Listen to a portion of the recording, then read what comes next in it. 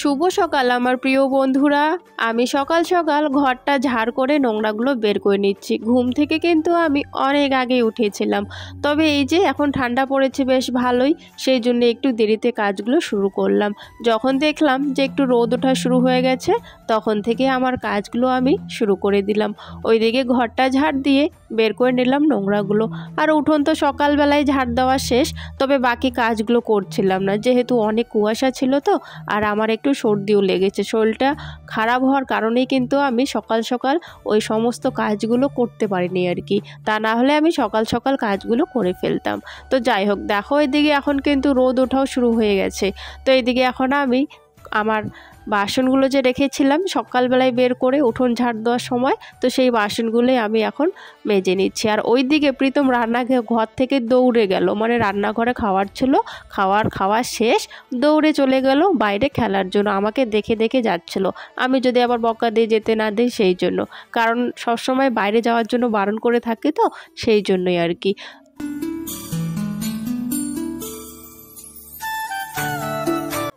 এই কুয়াশা ভরা দিনে, ঠান্ডার দিনে দেখবে সকাল সকাল না জল হাতাতে ইচ্ছা করে না, তবে একবার যদি তোমরা জলের কাজ করা শুরু করো তখন আর কোনো মনেই হয় না। তখন মনে হয় না যা কাজ আছে সমস্ত কাজ করে নেব, তখন আবার ল্যাপা মোছাও করতে ইচ্ছে করে। সত্যি আমার এরকমটাই হয়, যতক্ষণ না জলে হাত দিচ্ছি। ওই জন্যে আগে আমি উঠোন ঝাড় দিয়ে ঘর ঝাড় দিই, তারপর একটুখানি যখন রোদ ওঠে ব্রাশটা আগে করে নিই। ব্রাশ করলেই হাতে মুখে জল দিতে হয়, তাহলে একটু ফ্রেশ হয়ে যাই আমি, তখন কাজে আমার এনার্জি লাগে, মানে জলের কাজে। কাপড় জামাও ধোয়া শুরু করে দিই, বাসন মাজা শুরু করে দিই আমি। ওইদিকে বাসনগুলো মাজার পর এই যে এখন রান্নাঘরে চলে আসলাম, রান্নাঘরের উনুনটা ঠিক করার জন্য।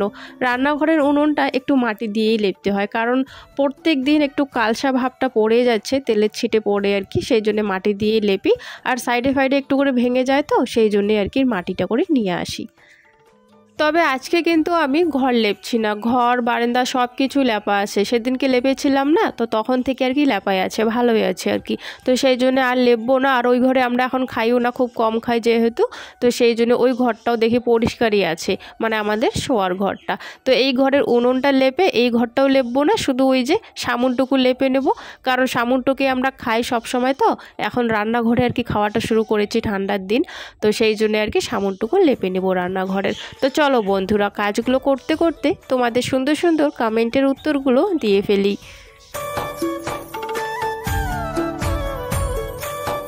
সরকার লাইফ ব্লগ বলেছো যে দিদি ভাই তুমি কি শর্ট ভিডিও আর লং ভিডিও একই চ্যানেলে দাও? তো আমি শর্টটা খুব কম দিই, মাঝে সাঝে খুব শর্টটা দিই যখন আমার ইচ্ছে করে। বেশিরভাগে শর্ট ভিডিও আমি ইনস্টাগ্রাম আর ফেসবুকে দিই, আর ইউটিউবে খুব কম দিই, মাঝে সাঝে দিই। বেশিরভাগে আমি লং ভিডিওই কিন্তু ইউটিউবে দিই। তোমাকে অনেক অনেক ধন্যবাদ এত সুন্দর একটা কমেন্ট করার জন্য, আমাকে এতটা ভালোবাসা দেওয়ার জন্য। সুমিস টাইম হিস্টোরি বলেছো, অনেক অনেক ভালোবাসা দিদি ভাই, তোমাকেও অনেক অনেক ভালোবাসা বোন, আমার ভিডিও দেখার জন্য, আমাকে এত সুন্দর একটা কমেন্ট করার জন্য। ওইদিকে রান্নাঘরের উনুনটা লেপে রেখে এসে কলেপারে চলে আসলাম, যেহেতু এখন চান করব, তো তাই ভাবছি কলেপারটা একটু পরিষ্কার করে ঝাঁট দিয়ে দিই। কলেপারটা পরিষ্কার করে ঝাঁট দেওয়ার পর কিন্তু চানটাও করে নেব, যেহেতু ভাতও বসাতে হবে। এখন যেহেতু বাসি কাজগুলো একটু একটু করে শেষ হয়ে গেছে, তো মেন কাজটা এখন রয়ে গেছে আর কি, ভাত বসানো আর হচ্ছে ঠাকুর দেওয়া। বন্ধুরা, তোমরা যারা এখন আমার ভিডিও দেখছো তোমাদেরকে অনেক অনেক ধন্যবাদ, আমাকে এতটা ভালোবাসা দেওয়ার জন্য অনেক অনেক ধন্যবাদ মন থেকে। বন্ধুরা, তোমরা যে যেখান থেকে আমার ভিডিও দেখছো না কেন, সবাই ভালো থেকো, সুস্থ থেকো।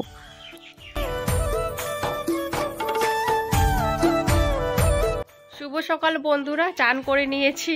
আর যা কালকের থেকে ঠান্ডা পড়েছে না, পরশু দিন থেকে কি বলবো, আর সর্দি লেগে গেছে আমার। আর এখন আজকে আবার রোদ আছে, একটুখানি রোদ আছে, তবু ঠান্ডার দিন তো ঠান্ডা লাগবেই, তাই না? তো ওইদিকে সব কাজ শেষ।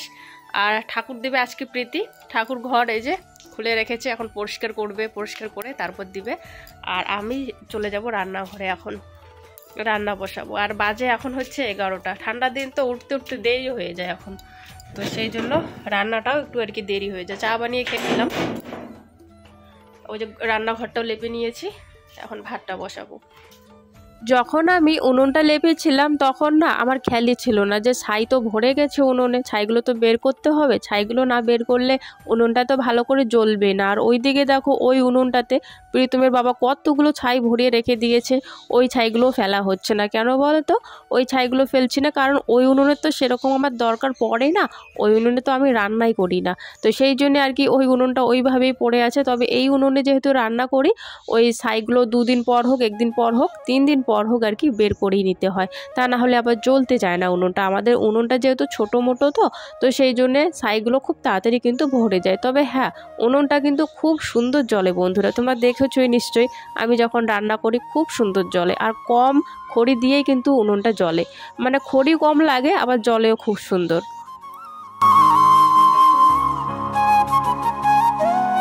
এই যে তোমরা আমাকে সকাল থেকে কিন্তু দেখলে আমি কিন্তু কাজকর্ম করে যাচ্ছিলাম, ভালোই আর কি ছিলাম।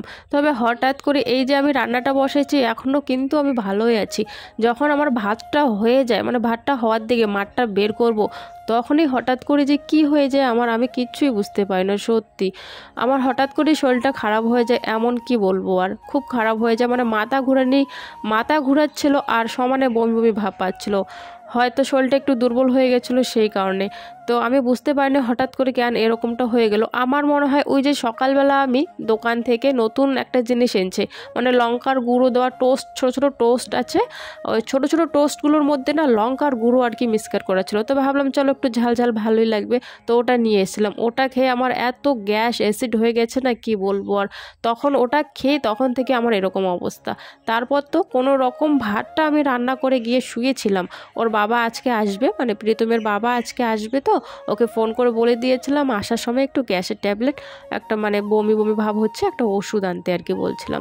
তো নিয়ে এসছে ও ওষুধটা খেয়ে তখন একটু ভালো হওয়ার পর রান্নাঘরে এসে তারপরে তরকারি প্রতি রান্না করি। রান্নাও বেশি করিনি জানো, আজকে রান্না করেছি আমি এই যে বাঁধাকপি রান্না করেছি, 2টো ডিম ছিল, ডিম আমি খাইনি, ওই 3 জনকেই ডিমটা ভাজা করে দিয়েছি, আর বেগুন ভাজা করেছি। এই দিয়ে হচ্ছে কিন্তু দুপুরের খাওয়া দাওয়া। কারণ শরীরটা একদম মোটামুটি মানে ভালো ছিল, একদম তো ভালো হয়নি, তো সেই কারণে বেশি রান্না বান্নাও করিনি। ওই অল্প রান্না বান্না করে কোনো রকম খেয়ে আবার শুয়ে পড়েছিলাম। আর এখন তোমরা দেখছো কিন্তু ভিডিওটা বিকেলবেলা, আমি এখন ওই ঘুম থেকে উঠে, ঘুমাইও নাই যেহেতু শরীরটা ভালো না, একটু শুয়েছিলাম, তো তখন আর কি আমি গ্যাসটা পরিষ্কার করছিলাম বিকালবেলা আর কি।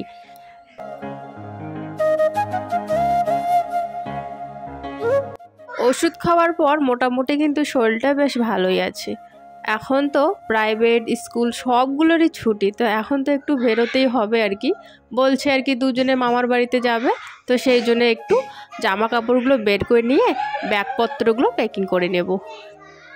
আমারও আবার কিছুদিন পর কাজ শুরু হয়ে যাবে, ওই যে সেলাইয়ের কাজে যে আমি নাম দিয়ে এসেছি ওটা এখনও শুরু হয়নি, তবে এর মধ্যেই শুরু হয়ে যাবে। তো ভাবছি এর আগেই একটু ঘুরে আসি, স্কুল যেহেতু বন্ধ, প্রাইভেটও বন্ধ, তো সেই জন্য ঘুরে আসি।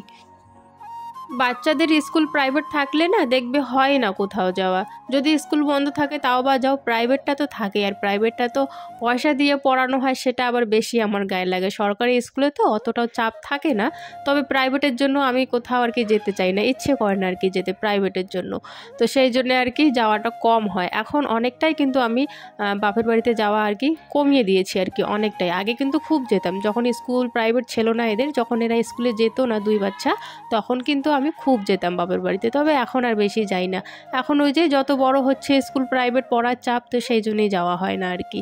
তো যেহেতু বন্ধ সেই জন্য কালকে আর কি যাব। তো আজকেই আবার আমি ব্যাগপত্রগুলো গুছিয়ে নিচ্ছি, কারণ কালকে যাওয়ার সময় না তাড়াহুড়ো লেগে যায়, কোনটা ছেড়ে কোনটা ভরবো, আবার কোনটা নেব না, আবার দরকারি জিনিস অনেক সময় হয় ছেড়েই চলে যাব, এমনটা হয় অনেক সময় না। তাড়াহুড়োর মধ্যে যদি যাই, ওখানে গিয়ে দেখি দরকারি জিনিসটা বাড়িতেই ভুলে রেখে এসেছি, তো সেই জন্য ভাবছি আগের দিনে আর কি গুছিয়ে রাখবো জামা কাপড়গুলো, কোনটা নেব বের করে নিলাম। প্রীতমের 2 ড্রেস নিয়ে নিলাম, প্রীতিরও 2 ড্রেস নিয়ে নিলাম। এখন তো ঠান্ডার দিন আর কি, তো ঠান্ডার দিনে একটু বেশি কাপড় জামা লাগে, বেশি কাপড় জামা বলতে সোয়েটার, মোজা, টুপি এসব তো লাগেই।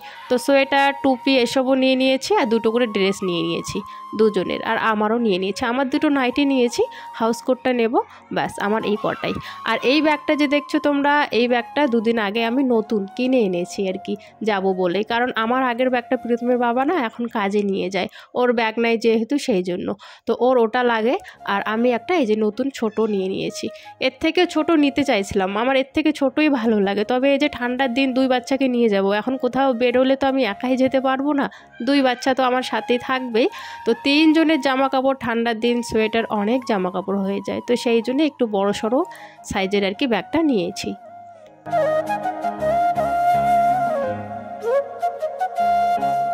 আগের দিনে জামা কাপড়গুলো গুছিয়ে নিলাম, আর এখন শুধু রয়ে গেছে ব্রাশগুলো নেওয়া আর হচ্ছে প্রীতমের ওষুধ। এই দুটো জিনিস নিলে ব্যাস হয়ে যাবে আর কি, ব্যাগ গোছানো কমপ্লিট। আর আমার হাউস কোটটা, তো সেগুলো হচ্ছে যেদিন যাব সেদিনই ভরাবো সঙ্গে সঙ্গে। এখানে হচ্ছে প্রীতির একটা ওই যে মালা দিয়েছিলাম, নজর লাগে বলে সব সময় পেট ব্যথা করে, তো সেই জন্য ওকে একটা কালো ধাগা আর সাথে একটা ওই যে তোমার কড়ি আর ওই যে 5 চৌকা নাকি বলে, কালো কালো গোল গোল থাকে যে, সেগুলোর আর কি একটা মালা বানিয়ে দিয়েছিলাম।